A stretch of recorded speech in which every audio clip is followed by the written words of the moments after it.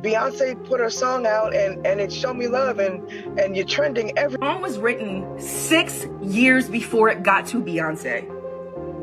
She got 25% of the song. The reason why people who work for Beyonce don't talk is because they're all on NDAs. Because that's also how she works. She silences people so that nobody can speak. Why is everyone suddenly coming for Beyonce?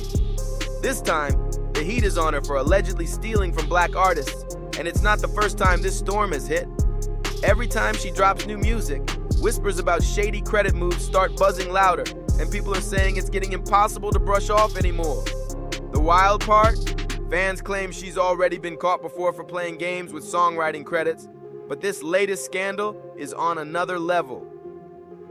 Songwriter Tiffany Red just blasted Beyonce, accusing her of snatching up to 30% of royalties from writers who craft her songs. That's not pocket change, that's people's livelihoods. And here's where it gets even messier.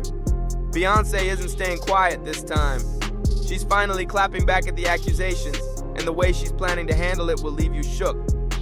You call her Queen Bee. Y'all call the internet Beyonce's internet. It would be amazing if Beyonce was paying every single songwriter that's on the project for the songs that they're writing. It would be amazing if Beyonce paid a session fee to the songwriters and producers that are working with her. Beyonce is getting dragged again, this time over claims she's been stealing from black artists. The talk has been swirling for years, with people saying she borrows, takes, and then hides her hands the second the backlash hits, because she knows the Bayhive will storm in to fight her battles no matter what. But let's break it down and let you decide who's really telling the truth here.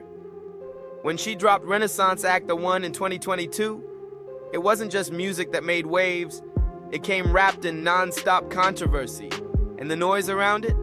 Oh, it was loud.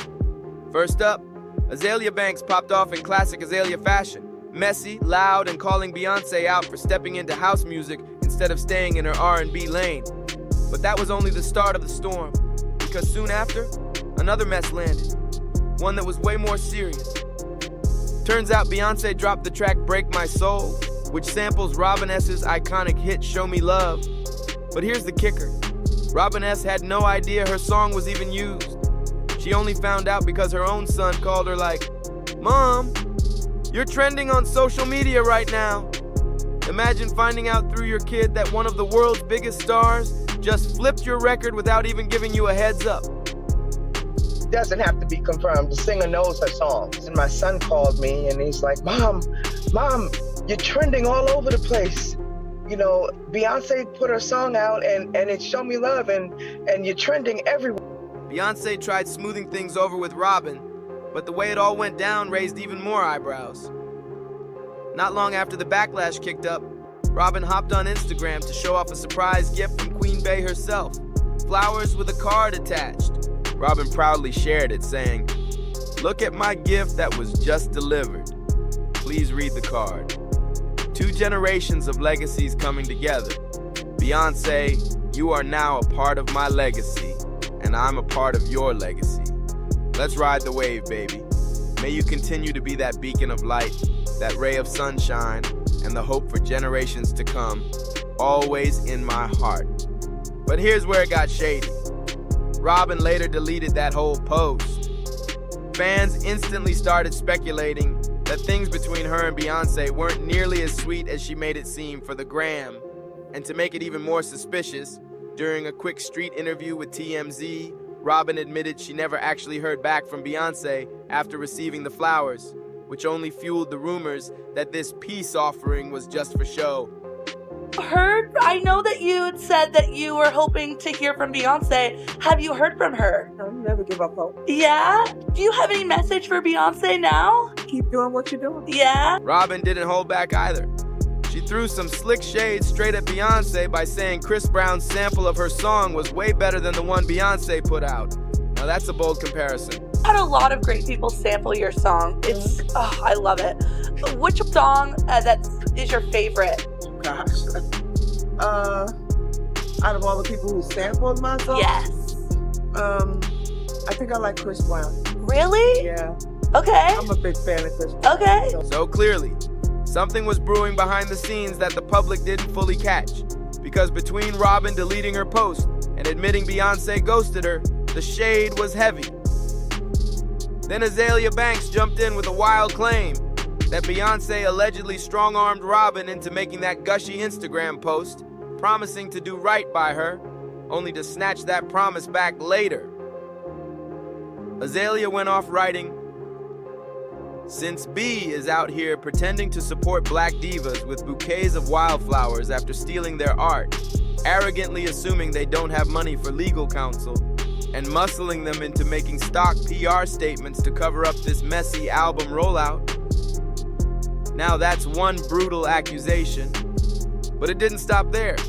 Singer Kellis also came forward and accused Beyoncé of straight up backstabbing her by not even giving her a heads up before sampling her hit song.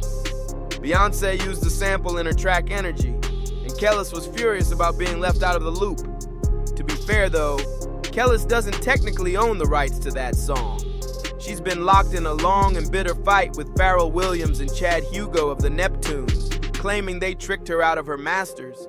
Still, the fact that Beyoncé didn't reach out first made the whole thing look cold and calculated. So technically, Beyoncé didn't need Kellis' permission to clear the sample, but Kellis felt like it was basic respect that Bey could have shown, especially since they had a good professional relationship before all this drama blew up. A Kellis fan page even posted about the Energy sample on Instagram, and Kellis herself slid into the comments to let everyone know exactly how she felt. She wrote, "My mind is blown too, because the level of disrespect and utter ignorance of all three parties involved is astounding. I heard about this the same way everyone else did. Nothing is ever as it seems, and some of the people in this business have no soul or integrity, and they have everyone fooled." That's some heavy shade right there. But of course, the Bayhive didn't let it slide.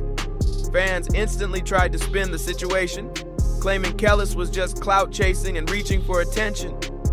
You know how it goes. Anyone who calls out Beyoncé instantly gets tables flipped on them. But Kellis wasn't done. She later dropped a video explaining her anger in more detail.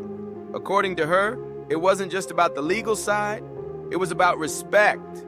She said the real issue was that Beyoncé never cleared the song with her personally, and to Kellis, that felt like a straight-up betrayal. That not only are we female artists, okay, black female artists in an industry that there's not that many of us, right? We've met each other, we know each other, we have mutual friends, it's not hard, she can contact, right? Ash Nico, who's what, 20, she's a young white girl, she reached out when she freaking, it's just common decency. But here's the thing, if you don't even own the rights, boo, what can you really do? Kellis herself admitted she didn't control the song anymore because she'd been swindled out of her masters by the Neptunes, Pharrell Williams and Chad Hugo, leaving her with no real power in the situation. The lies that were told, I also know the things that were stolen, publishing was stolen, people were swindled out of rights. It happens all the time, especially back then. That's exactly why the credits on Beyoncé's songs run so long. Every detail has to be locked in legally. And in this case, she actually did everything by the book. She went straight to Pharrell Williams and Chad Hugo, the guys who own the rights, and got the sample cleared the proper way. Legally speaking, there was no reason for her to check in with Kellis at all. But still, fans weren't feeling it. Many thought Beyoncé should have shown more respect given her history with Kellis.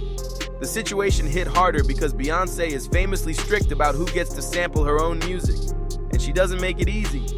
Just a few months before Renaissance Act On dropped, rapper Fivio Foreign revealed he wanted to sample Destiny's Child's classic Say My Name. But getting the green light wasn't smooth sailing. Beyoncé kept pushing back, telling him to rewrite his lyrics again and again before she'd even think about approving it. She had to hear it. I'm saying she heard it. She made me. It was a little vulgar, a little bit for her at first. You cleaned it up? I cleaned it up. I cleaned it up. Beyonce was like, I cleaned up a lot. Clearing this unless you check. So with Beyoncé making other artists jump through hoops just to sample her music, fans felt like she was flat out wrong for not giving Kellis that same respect. The backlash got so heavy that Beyoncé ended up quietly fixing the issue. She removed Kellis' sample completely from Energy and even stripped her vocals out of the track. But here's the twist. While that storm finally settled, a brand new one is already brewing.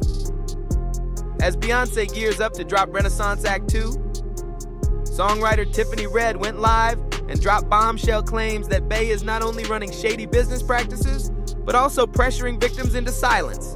To really get what Tiffany's saying, you gotta understand how publishing works. Normally, the publishing royalties go straight to the songwriters, the people who actually put pen to paper. But sometimes, powerful artists throw their weight around and demand a cut of that publishing money, even if they didn't write a single line.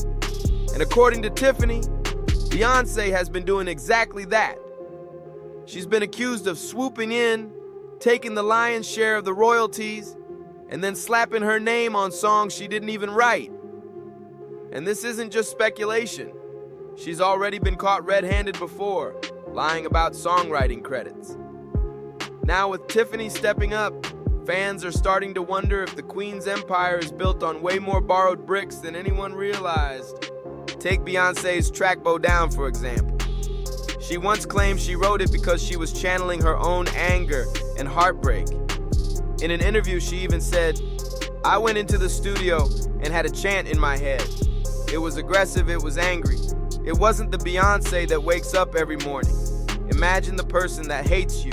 Imagine a person that doesn't believe in you and look into the mirror and say, 'Bow down, B,' and I guarantee you feel gangsta." But here's the bombshell. That whole story turned out to be a lie. The songwriting team Rock City later revealed that they were the real ones who wrote the track. And get this, it wasn't even meant for Beyoncé in the first place.